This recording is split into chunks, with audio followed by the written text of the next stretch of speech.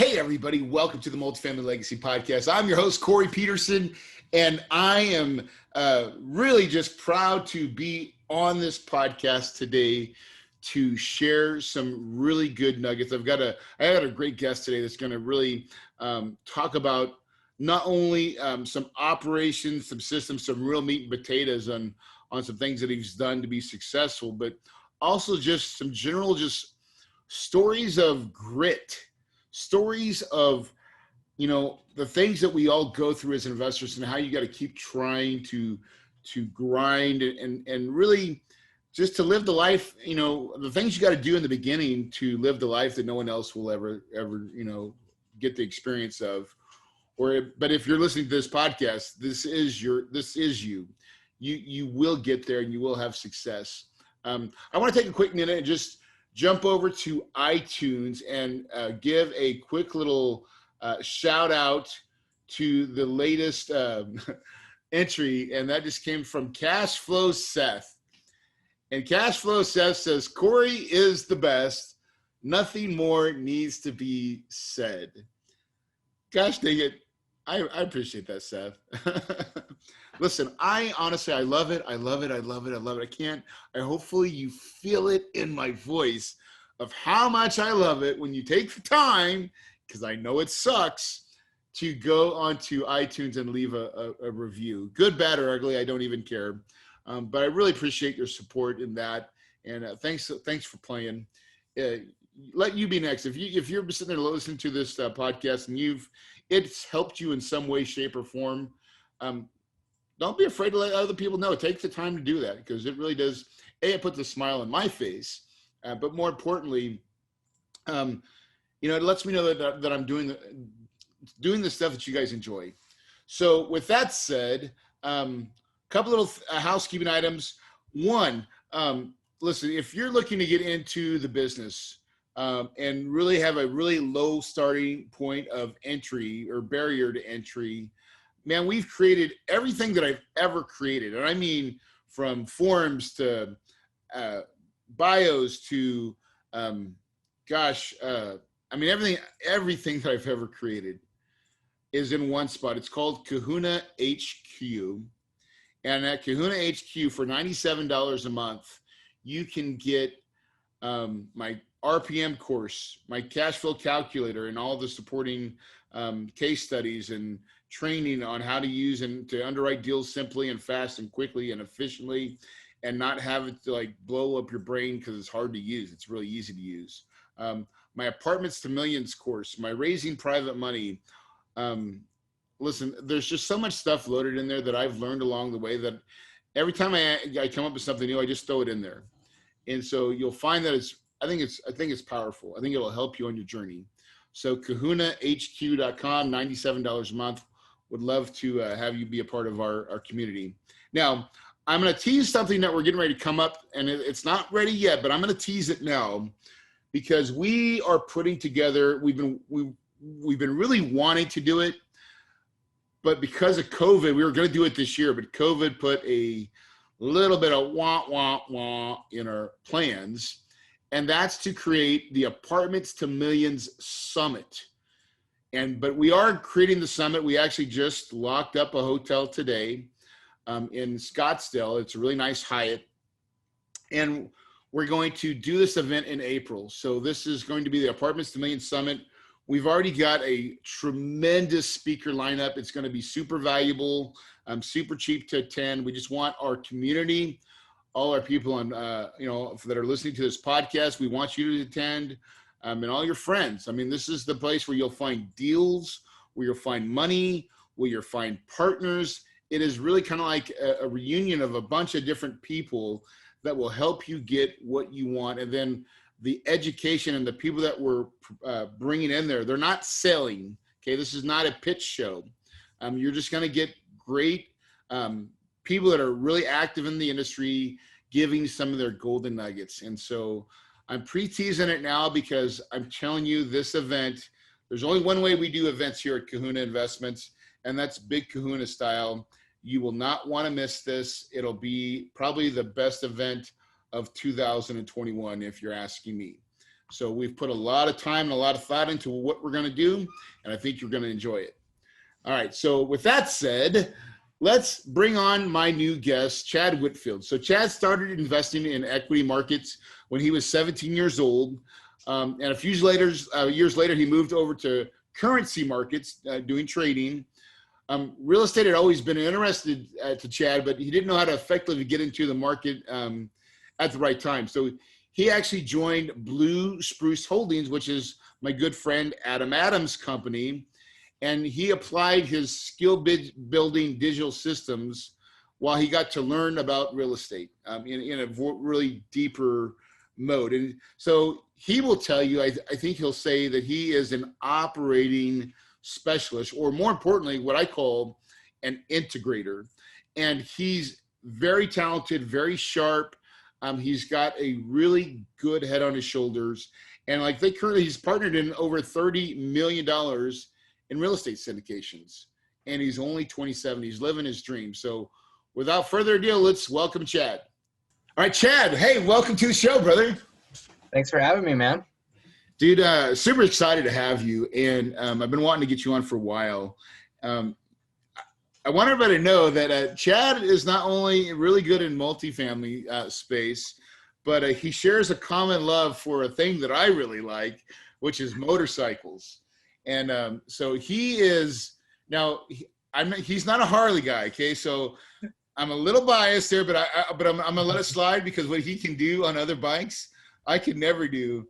And so tell us about your little passion with motorcycles, bro. When did it start? Oh man, I started pretty young because when I was growing up, man, I grew up in a super middle class family. Like you had to earn your keep. Yeah. Right? Buy your own. You had to really earn your keep. And it was a really wealthy area. And so all my friends had like really nice cars that were fast. Yeah. Right? And I had my piece of crap Dodge Neon 0 to 60 in forever. And then I started looking at bikes, man. And I'm like, dude, the performance I can get on a motorcycle for like, my first bike was like $2,000. Yep. And I'm like, the performance. What was your first bike? It was a Yamaha Thundercat 600. So I had a Honda Nighthawk 750. Yeah, there you go, man. Cylinder. Yep. And it just evolved from there, man. And it just turned into addiction.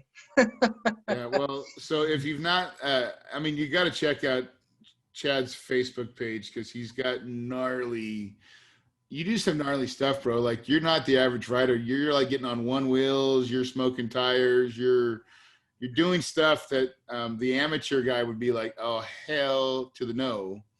And I'm impressed. And not only that, but you also got some serious mountain biking skills as well. I've seen you get some big air, dude, that would make most men probably squeal in their pants and leave something behind. That's right, man. That's right. It's funny that, that's kind of the first thing we start talking about, because that is really what led me into this world of multifamily, man. I really wanted some of the freedom that you could get so I could go buy the bikes and just enjoy them and go ride on a Tuesday afternoon and not have to check in with the boss. Dude, and that's it, right? That's all it was. It's all it was. Because and so it's funny because I feel like when people get us to a point of, some success, they start getting their time back, right? Yeah. And then you start really seeing what those people really enjoy. And so, like, I like to travel a lot, but everybody, and I also have Jeep, right? So I Jeep a lot. That's my gig, get my Jeep and go do stuff.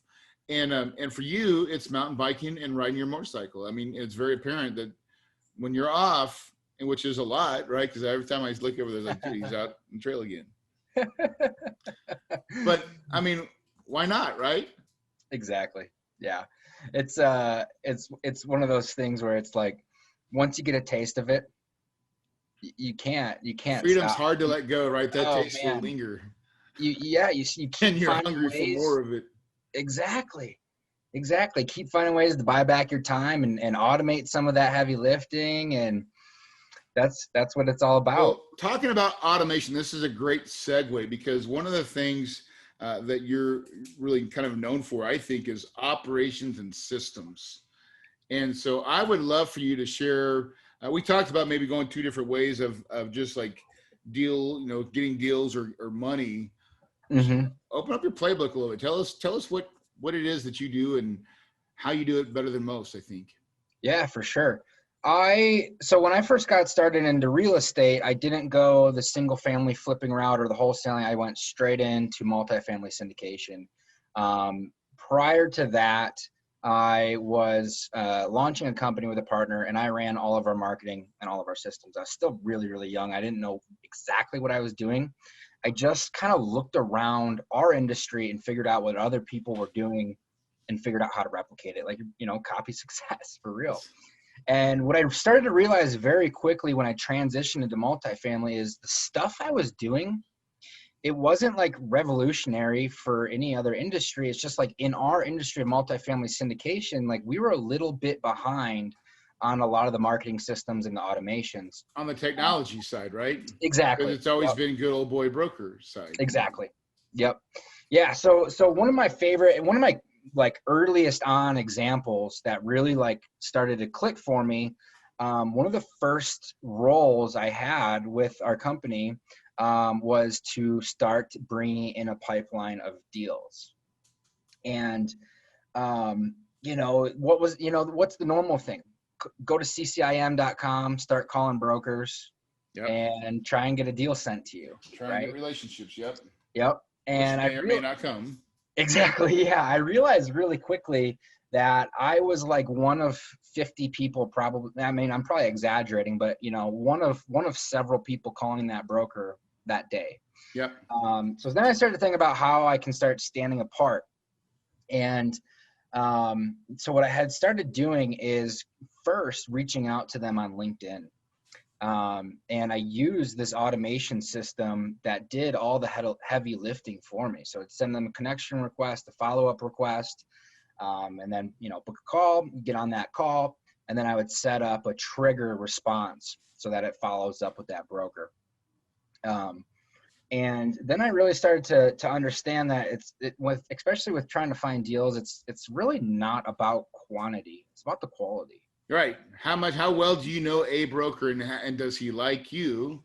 Exactly. And what do you have in common that you can talk about other than real estate? Exactly. Yep. So now that when I have a broker in our system, they get the whole nine, right? The happy. And you're using LinkedIn. LinkedIn's your ninja, or at least early that was on. That was really the first point of contact. Dude, I'm already interested. I'm like, dude, tell me more. I'm like, hold on, trigger response. I even like that word, trigger. Yeah. Yeah, primarily because like I just wanted to be different, right? I didn't want to be one of 30 guys calling this broker. So I wanted to try and find a different way to get in front of them. And it was just the first place was LinkedIn. Well, and that's actually somewhat easy, like, because now I'm a Facebook fan, but I'm learning to become better at LinkedIn because LinkedIn is where all my professional people are that I probably want their money. Exactly. Right? Exactly. Yeah. But brokers are on there too because they're professional people. And, they don't always think like we do as entrepreneurs. They're different. It's okay. But they're out there portraying, I'm the broker, I'm the professional, I've got clients and yada, yada. But if you can come at them in a nice way, because sometimes everybody hits that automation button that sucks. Since like when I look at my LinkedIn stuff, I don't know about you, but like I just go through, I'm like, crap. Then I see an authentic message, like, oh, I'll read it. Exactly. But if it's not authentic, I just, it's like crap.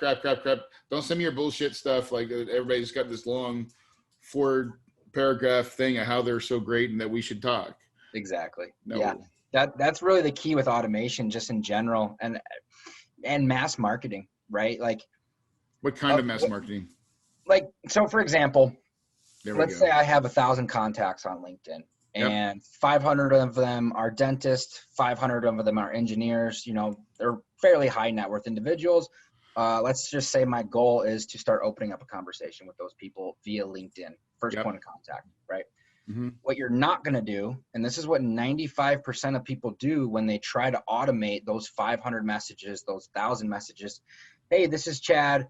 I'm investing in real estate. I see that you are in Denver. I wanted to reach out, schedule a call. See how we can work together, right? That's probably not what you should do because it comes off cheesy, salesy, crappy, Yes. right? The first thing you do is lead with a compliment, right? Hey, Corey, it looks like you're crushing it as an engineer at GM.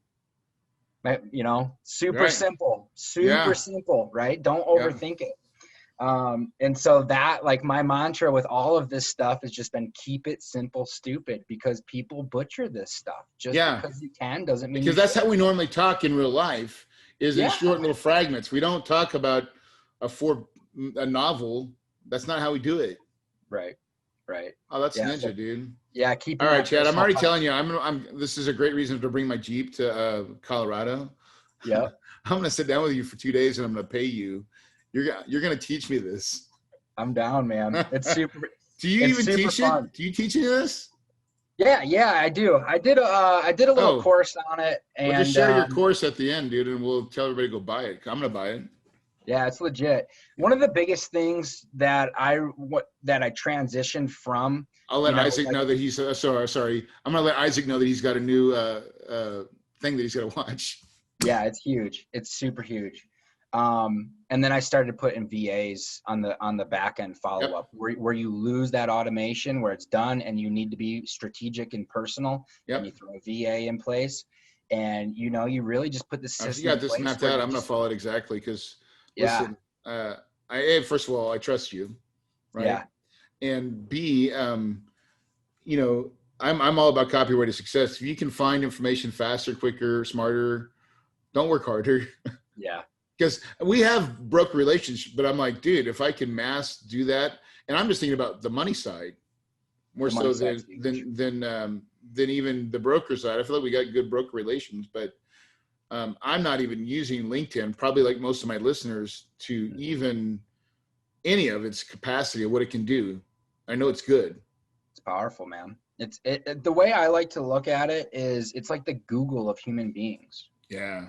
Right? Like the search query on LinkedIn is insane. You can target people down from their occupation, where they live, who they're connected with. So you can get hyper targeted with who you want to spend your time with, That's pretty cool, dude. Yeah. I'm super excited. Because like this is stuff. Here I am. I'm 46 years old, and Chad still looks like he's 21. Okay. But he's probably 22, okay? But I always say, when it comes to technology, like me, I'm already becoming an old fart, right? Because like my capacity to want to keep learning is dwindling a lot, rapidly.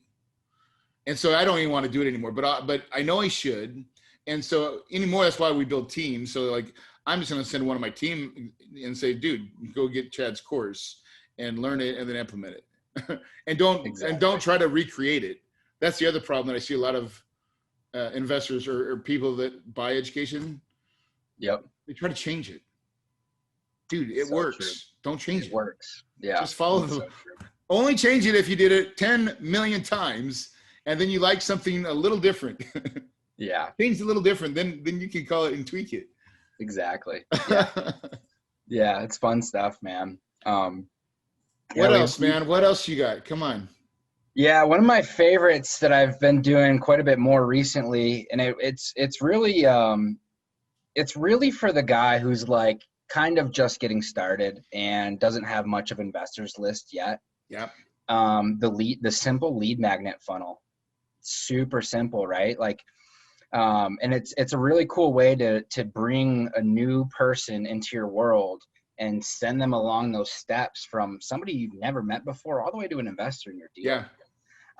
And the way that I love to build these systems is it keeps track of every point of contact, so that God forbid if you ever did get audited by the SEC, you did, nope, I talked to him here, he downloaded my book here, he opened my email here, right? Yeah. So it's a really fun one as well. That's something we've implemented, and it is a game changer, right?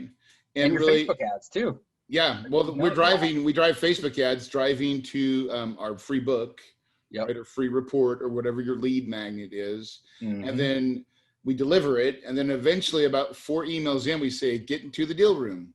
Yeah. Right? You need to get into the deal room, and everybody does. They click on it. They schedule their one-on-one with Shelly, my wife via Zoom. It's all automated. After the Zoom call with my wife, and I want to hear about what's your steps to your funnel. Then we go to, once she's done, she sends a DocuSign form, and when they complete it, and she's got about a 95%, total completion rate, and then it gets stored in our CRM. So we always have it, and then you have that record, right? Mm-hmm. What's your guys' process? It's very, very similar. Very, very, very similar with the investor questionnaire form. The biggest thing that we switched recently is coming from more of a qualification approach, right? Yeah. Where you have to apply to work with us. You can't, not everybody can invest in our deals. And we can go talk about sales psychology and NLP and all that good stuff, but we've really enjoyed that kind of approach with it because it's true, right? You really don't want the investor that's calling you every other week. Hey, is Sally still in unit 101? I want to make sure we're still good. What color are painting those walls? Like, we do not want that kind of person. So I see we're $5 long on the payroll. What happened? Right? Yeah. All it takes is one investor you've had to blacklist, and then so are you using kind of a pre-form, like before they even say, hey, I wanted the deal room, it's like click a button and then it says, hey, what kind of investor are you? Like, what do you have to work with? What are you asking? Yeah, immediately, pretty much immediately after they've opted into that lead magnet. Yeah. Okay.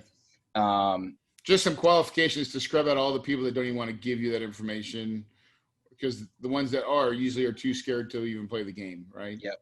Yeah. In my most of my investor qualification forms, and I've set this up for some clients who aren't as aggressive with it, so we switch it up for them. But we start slow, right? Yeah. Start slow.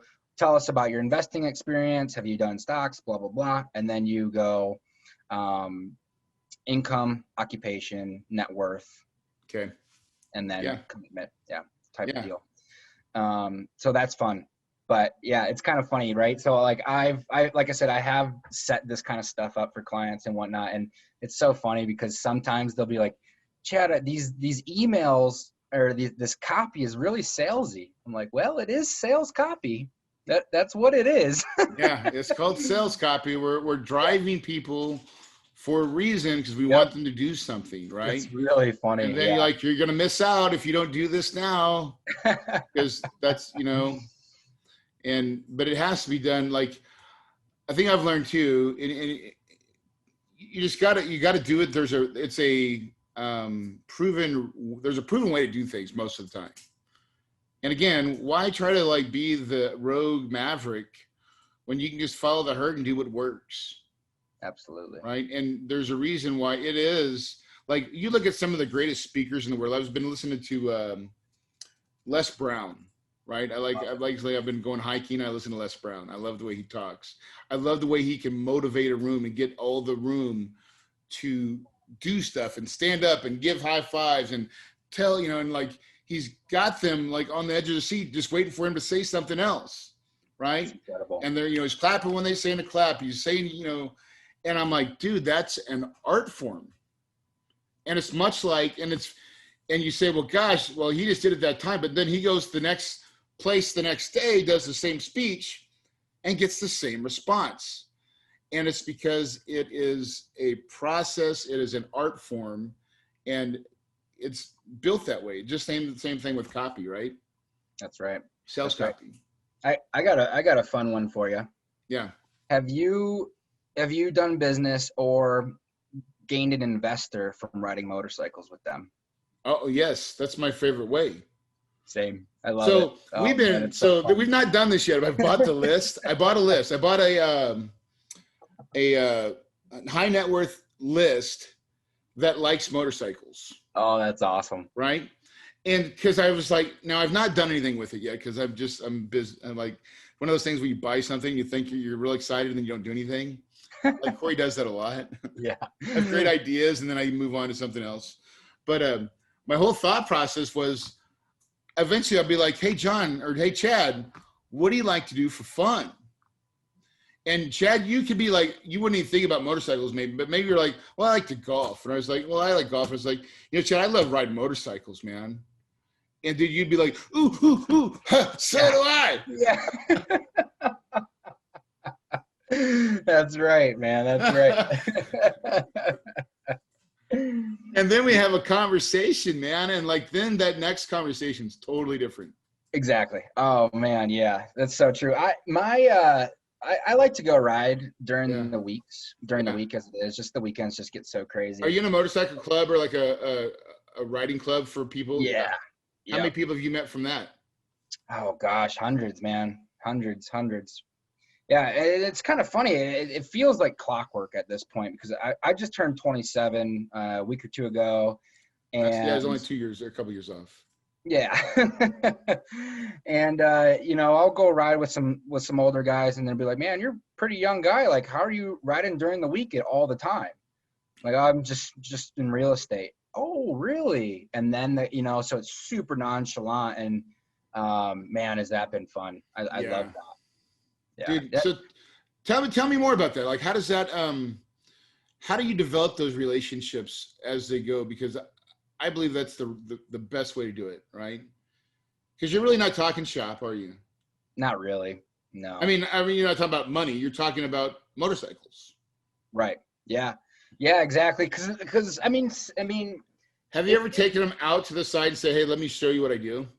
Oh yeah, for sure. It's just not like on the first date. No, right? Exactly. You got to belong to the group and be like you got to earn the right to finally where they come and ask you, because everybody's already thinking they'll smell the dog that's sitting there trying to piss on everybody's dinner. Yeah, that's so true.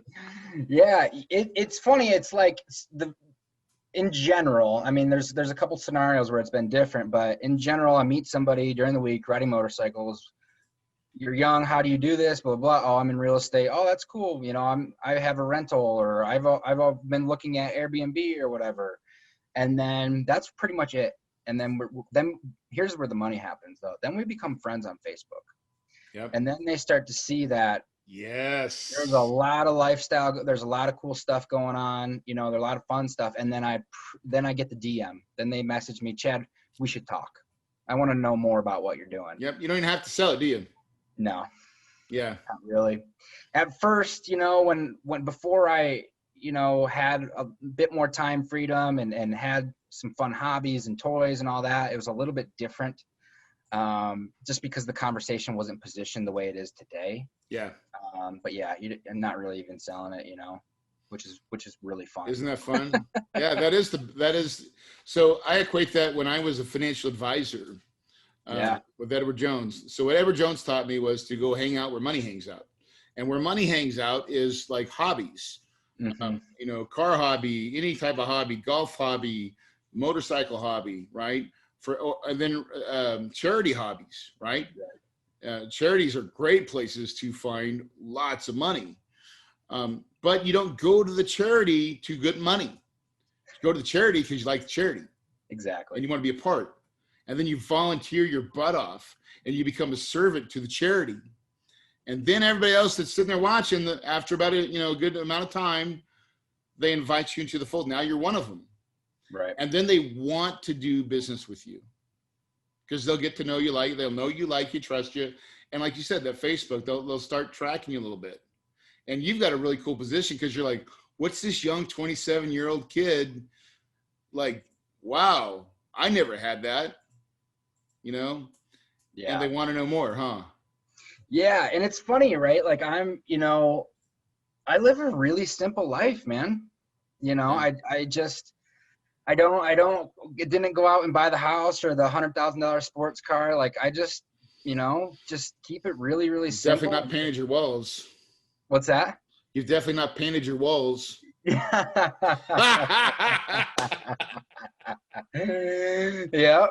man. I keep it super simple and keep it into. That's for everybody that's watching on YouTube right now. What's that? That's for everybody that's watching on YouTube right now. Yeah, exactly. Yeah. But there's nothing wrong with that, right? Like, I get it. It's like, dude, what 27-year-old wouldn't love to be in that spot where you're at right now? I mean, think about that, right? What would you tell the 27-year-old right now that's not started? Say that one more time. What would you tell that 27-year-old that hasn't started yet, but is thinking about getting in the business? Yeah, I'd say start now. And if you got a day job, don't quit it. Mm-hmm. Eat and grind until the supplemental income replaces the primary, and just grind it out. See, I kind of did the opposite, man. I got out of college, started a business, had it fail miserably. It wiped out my life savings. I had no money when I got started into real estate, which is not good, right? Like you need some money for real. You just do. And because you might end up being a street racer, huh? Yeah, right. Dude, I was parking valet cars downtown Denver my first 2 years getting started, just to keep the bills paid and keep myself fed and make it happen. So, man, it was a grind, but man, I tell you what, dude, there was a lot of times where I thought about, because I did, like I said, I graduated college. There was nothing stopping me from just going to get a job, right? But there was a lot of times where I'm like, man, screw this, I'm done, and I'm really, really glad I didn't. So stay persevered to the dream that you want to live, and remember why you got started in the first place, because it's easy to lose sight of it. That's a story that a lot of people need to hear. Yep. It's really easy to say throw in the towel, right? Oh, yeah. I mean, listen, every day sometimes because I think every successful person goes through a grind and a part that really maybe tests their mettle. And that sounds like that was that time for you where you had to figure out, do I have the guts to stay? Right. Right. Because you had a degree and that makes you very marketable out there in the world. Yeah. But to stay an entrepreneur, that's a little different. Yep. That's the journey that most people, and how did you get through the hard parts or the failures, right? Because I think we all fail. Like I've failed more than I care to mention. Yeah. And had hard times. Yeah. So like I said, I grew up in a fairly middle-class area, a middle-class family, but in a fairly wealthy area. And I grew up working at a top 1% country club. So everyone knew I was a car guy, and I was driving brand new Ferraris, Lamborghinis, brand new Corvettes. And I'm thinking to myself, man, John just pulled up in his 7th Maserati this month. Yeah. Right? My dad's driving the Chevy Malibu. What's the difference here? And so I kept going back to that, and I kept remembering seeing these guys just playing golf on a Tuesday afternoon, doing whatever the hell they wanted. Okay, so you got programmed by watching some other people and living that lifestyle that you're like, I'm watching it happen. And then I come home and I see another reality. Yep. And you're like, how do I get the other reality that I keep seeing every time I go to work? Yep. And I you just kept exposed to some that, really wealthy people at a young age, right? Very, very wealthy. And a lot of them, took me out under their wing. Like one dude taught me how to trade stocks when I was 17 years old, man. And so just being in that environment and I just kept going back there. I just kept going back to it, and not necessarily about the Ferraris and the Lamborghinis. Yeah, no, it was about the freedom, dude. It was about the freedom, getting the $100 steak just because it looks good. Playing, and I'm not a golfer, but playing golf on the Tuesday just because you can. I wanted the freedom, man. That was the thing.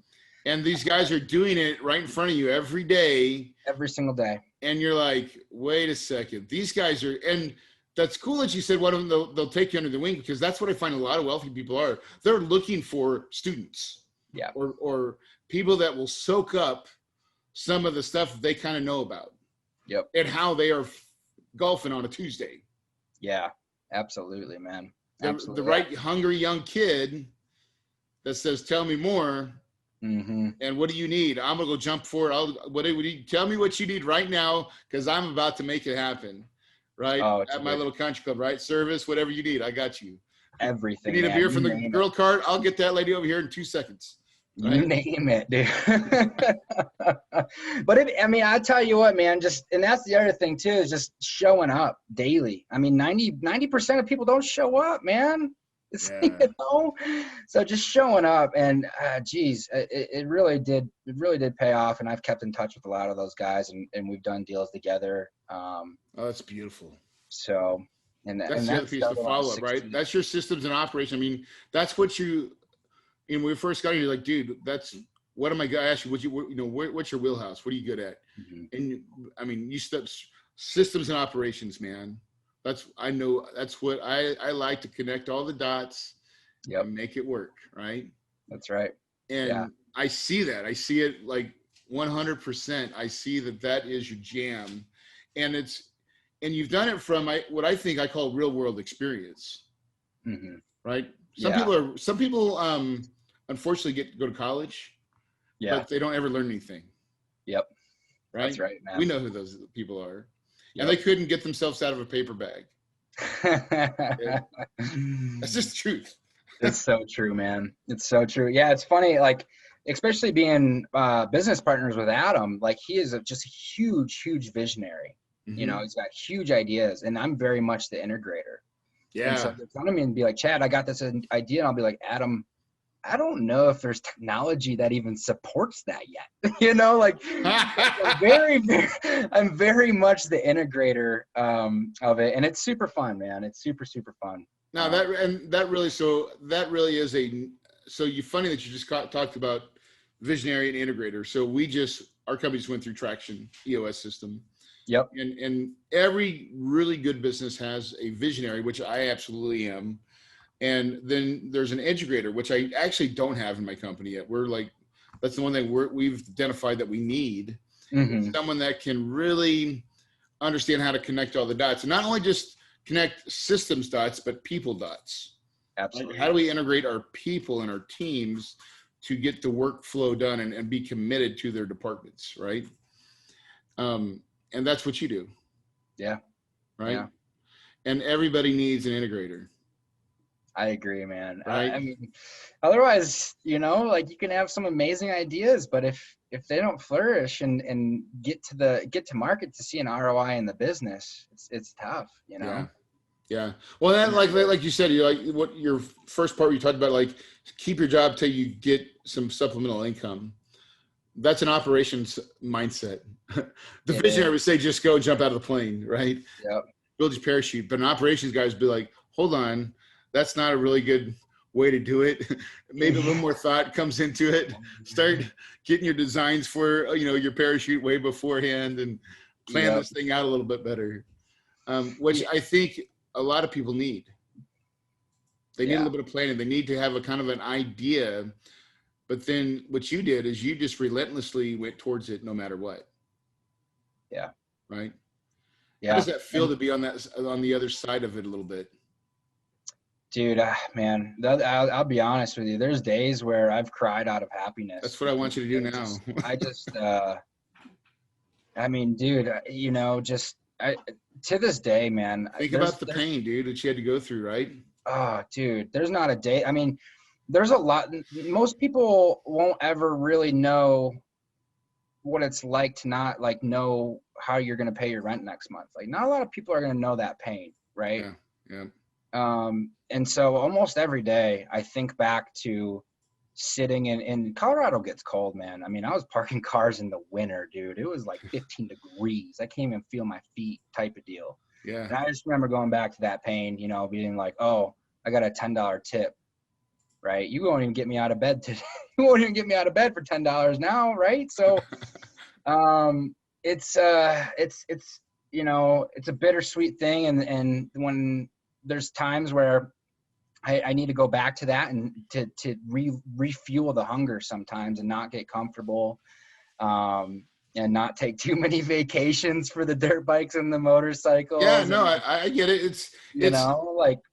But you gotta, so I believe every successful entrepreneur, and I believe this wholeheartedly, goes through something which you just described, right? Mm-hmm. Can look back and see it was that moment right there. I remember it vividly, that I could have turned and walked away, or I could have kept on persevering. I chose to persevere, even though I didn't know where my next whatever is coming from, my paycheck, how I was going to pay my rent. And yet I'm still telling the world that I'm a successful real estate entrepreneur, and you need to give me your money. Fact, right? Putting on that face, knowing like, fuck, I don't even know how I'm going to pay my bills this month. Yet when I show up, I'm showing up, and I'm Chad Wittfeldt. I'm the guy, and you're faking it, but that's what you do. And people don't understand that reality, I think. And I want to be really clear about it, because I think that's where I came from. Yeah. Is you better suck it up. And, you know, the Japanese have 3 different hearts and 5 different faces, right? And so I've learned to be very Japanese. Keep my inner thoughts way deep, Barry. Yep. And put the face out that is pleasing, and that people like, oh, he's always happy. But sometimes they don't know the turmoils that you're going through. And yeah. The people that really are successful, I think they are the best at disguising that pain and their troubles, and putting on the can-do attitude and just saying, I'm going to figure out a way. Yep. When they're home by themselves, that's when you'll release it a little bit and be like, damn, dude, but it's getting the little wins, right? Right. I'll tell you what, though, man, looking back on it, I wouldn't change it for the world. Damn right. I mean, it made me who I am today. It showed me so much about myself, what I can persevere through, and the discipline, and just, it showed me that I can eat shit if I need to, you know? Yeah. I wouldn't change it for nothing. So, What a great story. What's that? What a great story, man. Thanks, dude. I didn't know we were going to go down this route, but I love it, right? Because it's very authentic. And I think, I don't know, man, entrepreneurship's hard. It is. It's not for everybody, man. You know, I'm tired of seeing the stuff online, like, you know, Jason Capital and all these influencers. Oh, be an entrepreneur, quit your job. Man, it's not for everybody. It's just not. Yeah, you have to. Fine. Yeah, and it is fine, right? That's completely fine. But for the ones that do, it is a journey, right? And sometimes I'm looking at a book called 3 Feet from Gold or something like that, I think it's called. I'm trying to think of who wrote it. But anyways, I mean, your success could be right around the corner and you don't know it, right? Very true. But you just got to keep on taking the axe pick and then and hedging it. And eventually you claw your way out of something. And then you look back, you're like, damn, that's who I used to be. And that's, I think to me, that's the best part. Cause I love it. Like me and you have kind of I came from nothing, and it is something to be kind of like, when you look and get around your peers, think all the buddies you went to high school with and college with, right? Who's laughing now? Right. Who's laughing now? When your friends start asking you to hire them, that's when it gets fun, right? But yeah, I mean, for me, like, the really funny thing, Corey, is when I first got started and I was kind of like putting on that hat, like, I felt like I kind of had something to prove to everybody. Yeah. Right. Like, I had to prove that I knew what I was talking about, and I was going to make it, and I was going to be okay, and this, that, and the other thing. And it was always like, that was always on my shoulder, man. And now that I've like gone through it, man, I just feel like I got nothing to prove to nobody. You take it off, don't you? You take it off. Yeah, man. I don't care at all, man. It doesn't, it's just for myself. Yeah, yeah. Your ego left it way behind, right? You're like, dude, I'm not even trying to be somebody that I'm not. I'm just a regular human being. It's gone. Yeah, you don't even want to equate anybody with success and like your money or anything. No, I'm just a hard worker. Yep. I work every day. I play as often as I can, and I'm just doing Chad. Yeah, riding bikes. Yep. Yeah. No, and that's, I believe most people want that life. That most people don't really want a Grant Cardone life. I don't think so. I mean, I know I don't. I'm the anti that. I can't say. I want to throw up when I think about the name. Yeah. Right? 10x everything. No, bro. I'm not trying. Like, you may have to 10x your hustle and grind when you first start, because we all have to go through a period of, you got to get it done. But eventually, man.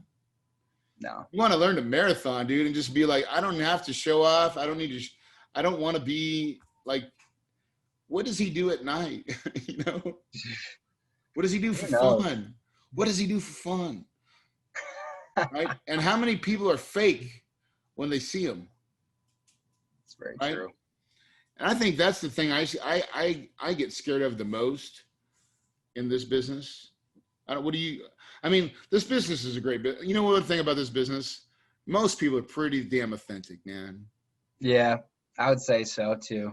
even more so than my single family world, right? So I go to single family world, events, and dude, they're the worst, man. How good they're doing, right? Multifamily guys will kind of tell you how it is. I think they're a lot more open about what they're doing and what they're going through. But I don't know if it's just because it's passive income. We're all geared a little bit different for a longer term play. Right. What do you think? It's tough to say, man. It's really tough to say. I feel like, I've come across people who want to talk the big game and do that thing. And you just don't see them around for very long. Yeah. The people you see around for the long time are the authentic people. The ones that don't say a whole lot, right? Yeah. They don't say a lot. They just keep grinding, right? They're the ones that I see sticking around. All the people that have come to me, oh, I see you're in multifamily. Yeah. They say, oh, well, I just did 300 units and I'm looking at 500 units and I'm doing this, and this. You don't see them around for too long, man. Yeah. So they grind out. Well, speaking of some education, you guys actually have an event coming up, right? We do. Yep. You want to plug it? Yeah. The Raising Money Summit. It's October 1st through the 4th.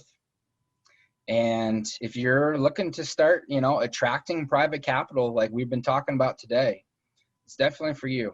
I think a lot of people are being taught to chase money. Call your brothers, call your aunts, call your uncles, go to the nicest restaurant and bug 5 people.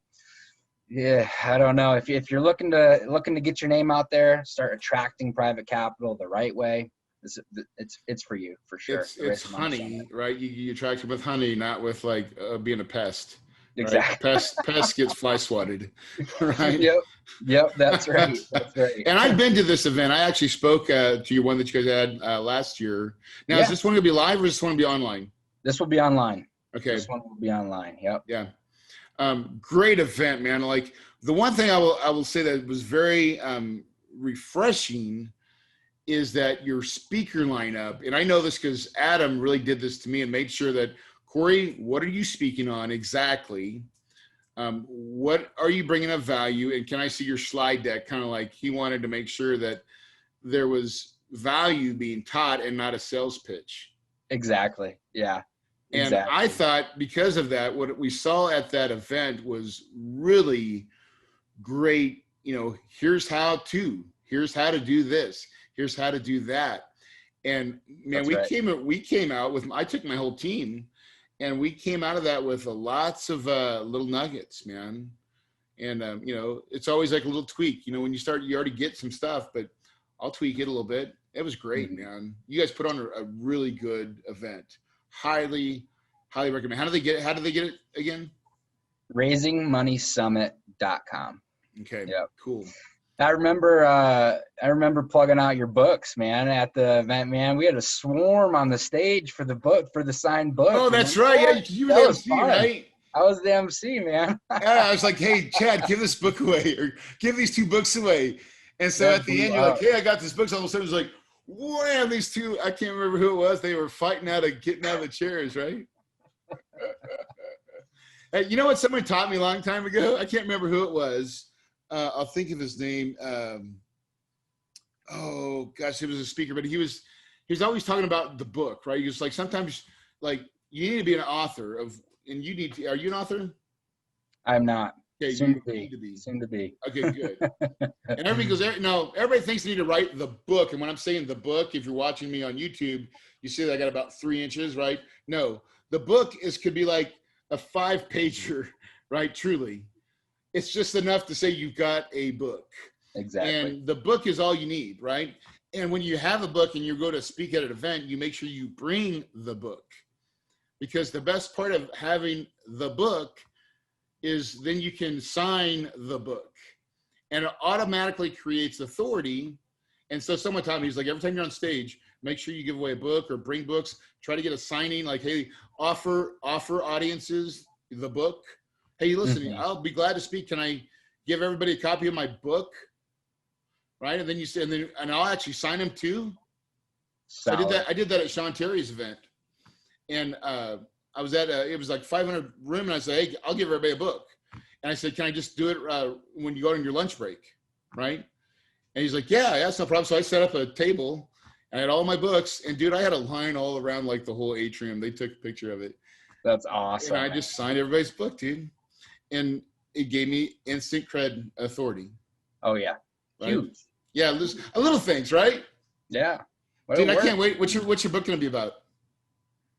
What's that? What's your book gonna be about? TBD. Yeah. I got it. I just yeah. If you need help writing it, right? I've got a guy that will interview you and get it done quick. Love it. Yeah. I might take you up on that. Yeah, take me off air. Gotta buy back some of my. Gotta keep buying back my time too. You know. Listen, Chad, what a wonderful time to have you on the on my podcast, and I really appreciate all the time you spent and the valuable nuggets that you gave in the beginning. And for anybody that's looking just to get a hold of you or your company, where do they go other than the Private Money Summit? We have a Facebook group called Raising Money Secrets on Facebook. Spend some time with us in there. Tons of free, awesome content in there. And add me on Facebook as well. It's by far where I'm most active. So, right. What motorcycle page do you hang around at? Oh, that dude, I don't know if I can tell. Okay. All right. You don't have to say it. I do too much illegal stuff on motorcycles to put that out there. Well, listen, guys, if you're listening right now, here Chad's coming to us, 27 years old, living the life that most people would only dream of. He's got time, he's got money, but he didn't start there. He had to put a little bit of work in. And it's an amazing thing about work is he first started, he said he had a vision. He said himself, I kept my vision focused, right? And that made him relentless in his pursuit of it. Guys, in everything that you do, if you want to succeed, the first thing you got to do is you got to believe it. Because if you believe it, you can achieve it, and your paradise is possible.